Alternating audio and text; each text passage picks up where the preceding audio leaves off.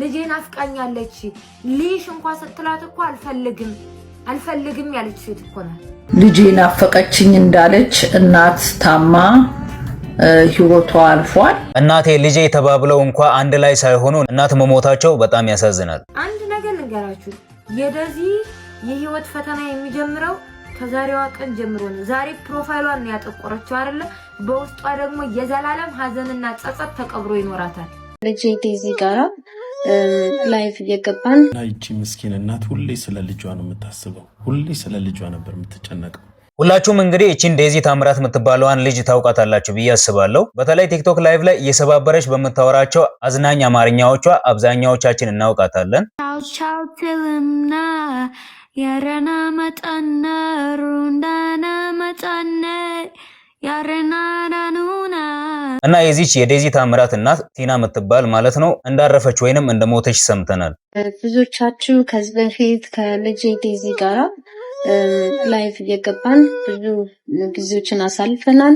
እና በጣም የሚያሳዝነው ነገር ምን መሰላችሁ? የእናትየዋ መሞት ብቻ ሳይሆን እናትና ልጅ እንደተኳረፉ እናት መሞታ ነው። እና ዴዚና እናቷ ለረጅም ጊዜ ተኳርፈው ነበር። ለረጅም ጊዜ አልተነጋገሩም፣ ለረጅም ጊዜ አልተገናኙም። ታዲያ በዚህ መሃል እናትም ልጄ ናፍቃኛለች የሚሉ መልእክቶችን በመሃል ታስተላልፍ ነበር። ሁሌ ስለ ልጇ ነው የምታስበው። እና የእናትየዋ አሟሟት እንዴት ነበረ?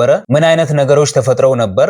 እንዲሁም ስለ ጉዳዩ እነማን ምን አሉ የሚለውን ነገር ከማየታችን በፊት ዴዚና እናቷ በምን ምክንያት ተጣሉ፣ በምን ምክንያት ተኳረፉ የሚለውን ነገር በተወሰነ መልኩ እናስተውስ። እና ዴዚ ቲክቶክ ላይ ላይቭ በምትገባበት ወቅት አንድ አሌክስ ከሚባል ልጅ ጋር ትተዋወቃለች። አንድ አመት በፊት እኔን አሌክስ was ወንድምና እህት። ስለዚህ አንድ አመት በፊት እና ከዚህ አሌክስ ከሚባለው ልጅ ጋር በጊዜ ሂደት የመዋደድና የመፈላለግ ነገር መጣ እና የፍቅር ግንኙነት ወደ መጀመር ምናምን ሄደ ማለት ነው። እና ይሄን ነገር የነሱን የፍቅር ግንኙነት እናትየዋ አልወደዱትም ነበር። እና በሰዓቱ እናትየዋ የተናገሩትን በተወሰነ መልኩ እንስማ። እሱም የሚወዳት ከሆነ እንደዛ አይነት ነገር ለምን ይስጣት ኤክስፖዝ ያደርጋታል ሚዲያ ላይ? ለምንስ እኔን ቴክስት እያደረገ ቮይስ እየላከ አንቺ ባልጌ፣ አንቺ አሮጊት ልጅሽን ወስጄ እንደዚህ አይነት ሰው እንዴት ነው ልጅን ኮንፎርት ምላት እንዴ? እና እኔን ዲስሪስፔክት የሚያደርገኝን ወይንም ማያከብረኝን ሰው እንዴት ነው ልጅን ልሰጣት ምችለው የሚል ነገር ነበረ በሰዓቱ የተናገረችው። እና በሰዓቱ ይሄን አሌክስ የሚባለውን ልጅ ብዙ ሰው እየወቀሰው ነበረ። እናቷን ለምን ዲስሪስፔክት ታደርጋለህ? ለምን እናቷን አታከብርም ብሎ ብዙ ሰው እየጠየቀው ነበረ። እሱም ይሄን ምላሽ ሰጥቶ ነበር። ሪስፔክት አድርግ፣ እናቷን አክብር ምናምን የሚባል ነገር የለም። እናቴ እስካልተከበረች ድረስ የማንም እናት ላከብር አልችልም።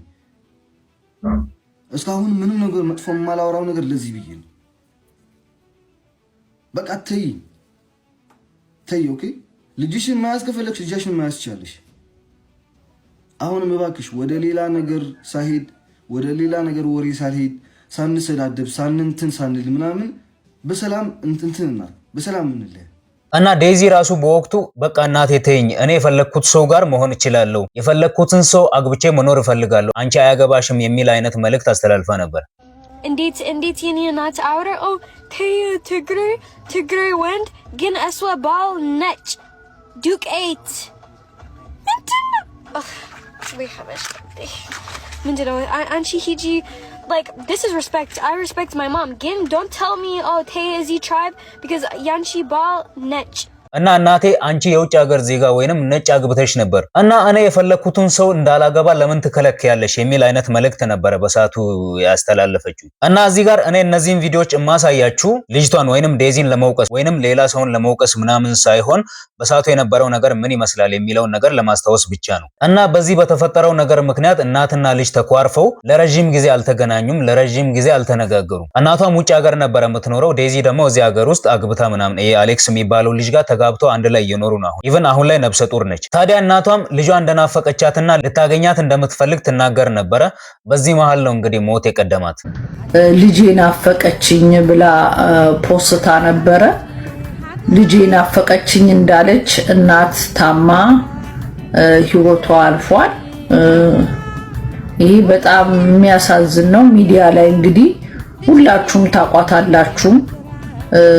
በቅርብ ጊዜ በልጇ ጉዳይ ልጇ የመረጠችውን ቦይፍሬንድ ወይንም ፍቅረኛዋን አይሆናትም፣ ለልጄ ይሄ አይገባትም፣ እሱ ማግባት የለባትም የሚል ጸብ ላይ ነበሩ። እጅግ በጣም ያሳዝናል። እናትና ልጅ ዳግም ተገናኝተው ይቅርታ ተጠያይቀው እናቴ ልጄ ተባብለው እንኳ አንድ ላይ ሳይሆኑ እናት መሞታቸው በጣም ያሳዝናል።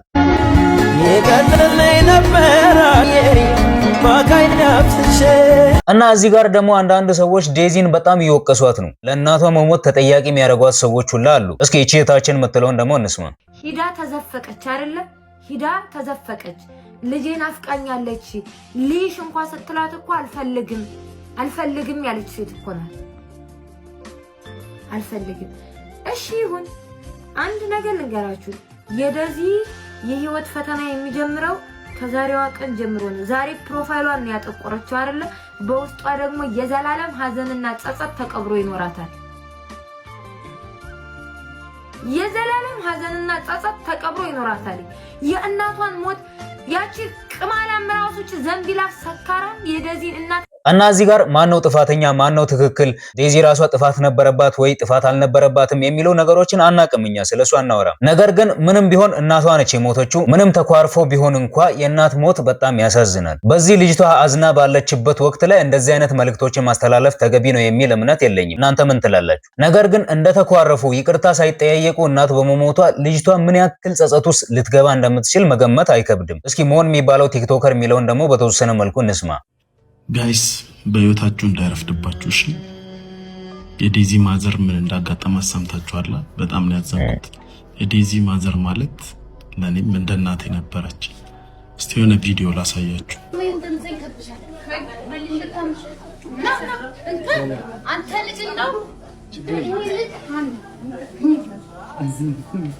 ዴዚ አይዞሽ ተቃጠለች።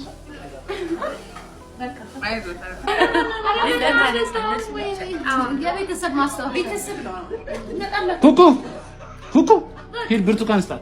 ሞን ይቅርታ እንደላኩልህ ረስቼ ቪዲዮ ሳገኝ ጊዜ ከስክሪንሻት ቪዲዮ ይሻለዋል ብዬ ስልክ ከላኩት በኋላ ነው ያንን ዲሊት ካርድ በኋላ ሜሴጅን ያየሁት። አዎ በጣም አሪፍ ነው፣ ደስ ብሎናል፣ እግዚአብሔር ይመስገን። እና ይቺ ምስኪን እናት ሁሌ ስለ ልጇ ነው የምታስበው። ሁሌ ስለ ልጇ ነበር የምትጨነቀው።